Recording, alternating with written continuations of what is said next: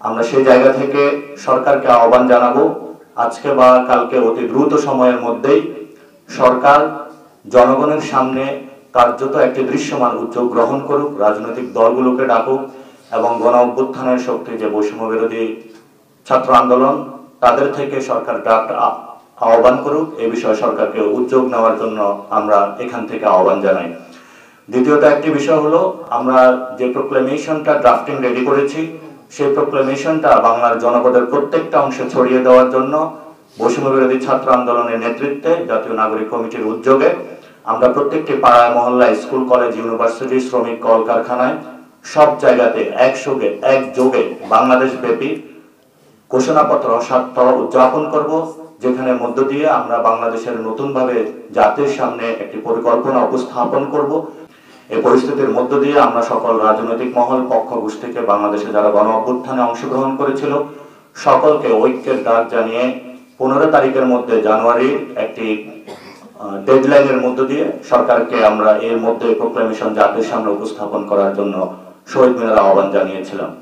সেখানে আমরা অনেকগুলো বিষয়ে দাবি জানিয়েছিলাম। এর মধ্যে অন্যতম ছিল বিচার সংস্কার এবং গণপরিষদ নির্বাচনের বিষয়গুলো সেখানে এসেছে।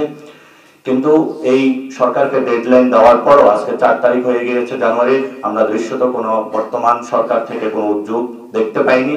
সেই বিষয়ে বাংলাদেশের সকল নারী পক্ষ, কল কারখানা শ্রমিক সকলকে একসাথে সজাগ থাকার আহ্বান জানাচ্ছি এবং বিভিন্ন রাজনৈতিক দল যারা রয়েছেন তাদেরকেও আমরা আহ্বান জানাচ্ছি, জনগণের প্রয়োজনে যেভাবে আপনারা 5 তারিখে বৈষম্য বিরোধী ছাত্র আন্দোলনের নেতৃত্বে ঝাঁপিয়ে পড়েছিলেন, রাজপথে শহীদ হয়েছেন, আগামীতে বাংলাদেশে যে কোনো প্রয়োজনে আপনাদেরকে ঐক্যের জায়গাটা থেকে ত্যাগ তিতিক্ষার আপনাকে দেওয়ার জন্য, জনগণের কাছে দায়বদ্ধ হওয়ার জন্য আমরা বৈষম্য বিরোধী ছাত্র আন্দোলনের প্ল্যাটফর্ম থেকে আপনাদের আহ্বান জানাচ্ছি।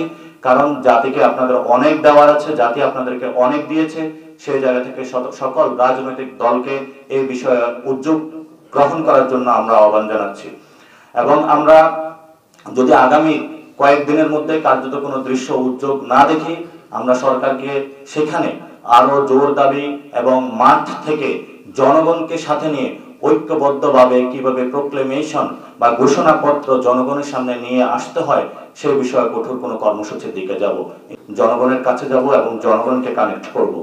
সেই বিষয়ে বাংলাদেশের যারা জনগণ রয়েছেন, আপনাদের আমরা সন্তান রয়েছি এবং আপনারা আমাদেরকে দায়িত্ব দিয়েছেন, সেই জায়গা থেকে আমরা কাজ করছি এবং আপনাদের এই মহামানবতার পরিচয় বাংলাদেশের ইতিহাসে লেখা থাকবে। সেই জায়গা থেকে আপনারা প্রত্যেকে পাড়ায় মহল্লায় নিজস্ব উদ্যোগে আমাদের ওয়েবসাইট এবং আমাদের ফেসবুক পেজের মধ্যে আমরা লিঙ্কগুলো দিয়ে দিব। সেই ওয়েবসাইট এবং লিঙ্কগুলো থেকে আপনারা প্রত্যেকে লিফলেটটা হলো নিজস্ব জায়গা থেকে প্রিন্ট করে পাড়ায় মহল্লায় আপনারা বাংলাদেশে একটি দুর্বার আন্দোলন গড়ে তুলুন ঘোষণাপত্রের জন্য, যে ঘোষণাপত্রের মধ্য দিয়ে বাংলাদেশের ভবিষ্যৎ নির্ধারিত হবে।